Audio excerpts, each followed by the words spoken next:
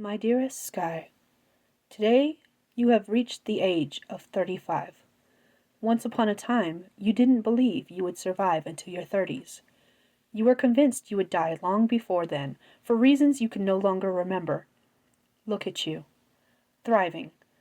Maybe not the way you'd like, maybe not as well as you'd like, but you're still here. You're still alive. You're still stomping your way through the world like a fire-breathing dragon, shouting that you're here, you exist, and you matter. I'm so proud of you. There's been so many things in your life that you believed were the lowest of the low for you. So many things that could have and should have beaten you down. So many things you firmly believe could have and would have taken you out of this world, were you shouldering it alone. But you didn't. You weren't. You are not alone. You are not insignificant. You matter. Your existence in the world means something. Maybe not to you in the moment. Maybe not to you in the years that follow. Maybe never in your own eyes. But you belong in this world. You deserve to live. It's time to reflect on your past mistakes. Accept those that you cannot change. Change those you can, or at least work toward them. And move on. It's time to celebrate everything you have succeeded at in life. Take comfort in all that is good in your life. It's time to embrace all that can and will occur in your life. You are the adult your child self needed growing up. You fully recognize that. You see the person you could be in both your parents. You see the person you are in both of them as well. But the person you are today is the one you truly needed growing up. Embrace that. Be that person for your kids, so that when they are adults, they aren't looking back as you are now and telling themselves they are the person they needed growing up. Be the person they need. Be the person you want to be. The person you wish you'd had. In the same regards, be kinder to yourself. You've made a lot of mistakes. You joke about the fact that you need an adultier adult. But the truth is that you are the person now you thought you would be by your mid-20s. You have now reached the pinnacle you thought you would have reached a decade ago. And there's nothing wrong with that. Stop reflecting back and telling yourself, if I'd known then what I know now.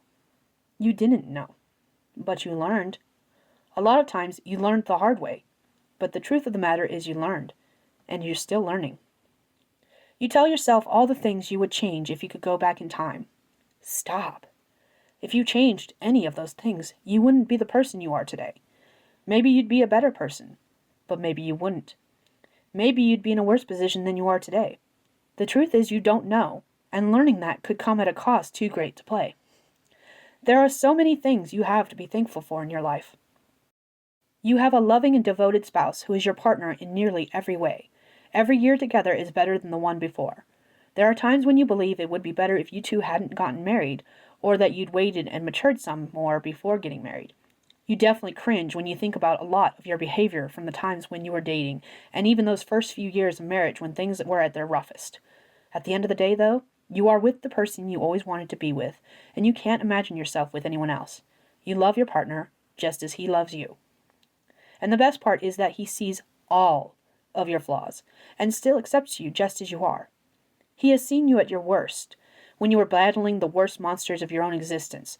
The jealousy, the self-hatred that bled out into the world around you, the mental health cries that left you lashing out physically against yourself, carving out words of hate into your own flesh, or him, fighting until you were left sore and motionless and dead inside. He's seen you at your best, when you've shared every thought and dream with him, when you've spent time together doing the things you both love, or listened to each other talk about individual interests you don't share together, but love hearing the joy they bring to each other. In the end, you have the love story you always want for your characters, even if it's taken you years to see it yourself, because you were too busy drowning in the worst parts of your own love story to see your own growth together. You have 2 children who you never wanted, but if anyone ever harmed a single hair on their head, you'd become everyone's problem and burn the world to ashes to see them smile just once. Neither one was planned. In fact, you spent all your teenage years declaring you'd never have children. Your reasons were valid. You didn't want to be the kind of parent to any offspring that you had growing up. But the moment you took a pregnancy test and found out you were pregnant with your oldest, your mindset shifted. No more did you tell yourself you'd never have children, because you were having a child.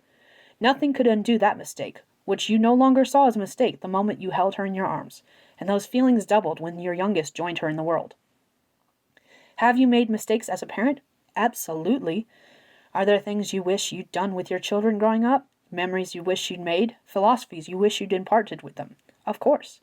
But you watch them growing up, see them becoming the people they will be, the caring and loving and inclusive young women they are turning into, and you feel so much pride in your children, in yourself for raising them to be the best version of themselves, better humans than you were and are.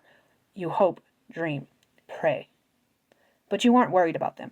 They will go far, and you'll be behind them the whole time, supporting them when they need it, catching them when they stumble and fall, loving them all the while.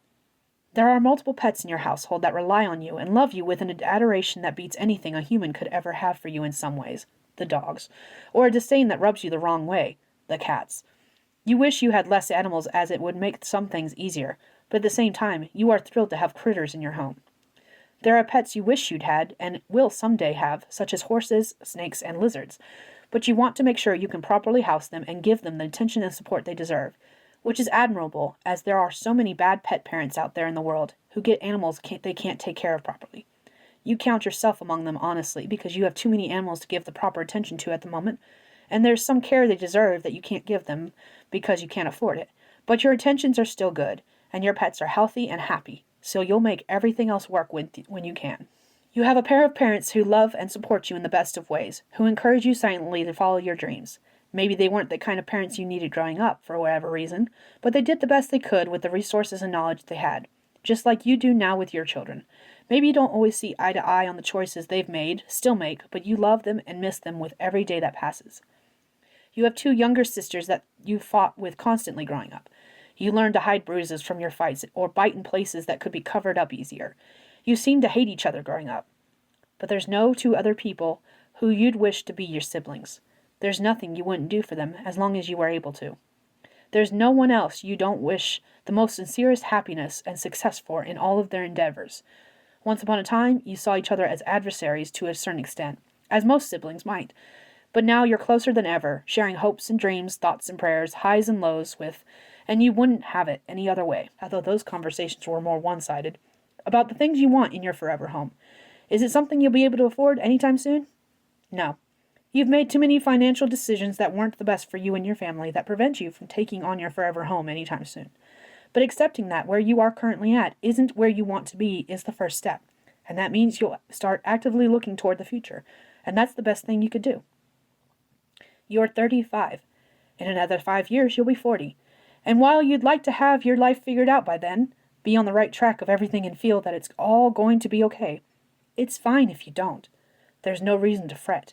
There's no reason to hyperventilate about the things you can't change. Breathe. Relax. Enjoy this time in your life to the fullest extent. This doesn't mean you can't still work hard toward your dreams, because of course you can. But you don't have to beat yourself up when things don't go your way the first time. You can learn from your mistakes. You can get back on your feet when they've been swept out from under you. You can try again. Fail again. Do better with each new attempt. It's time to love yourself for all your strengths, flaws, and everything in between. It's time to celebrate turning 35 and become the person you were always meant to be, knowing that the person may change in another year. Happy birthday. Achievement unlocked. Here's to the past 35 years. There's so much more waiting for you over the next horizon. Let's go. It's time for a new adventure.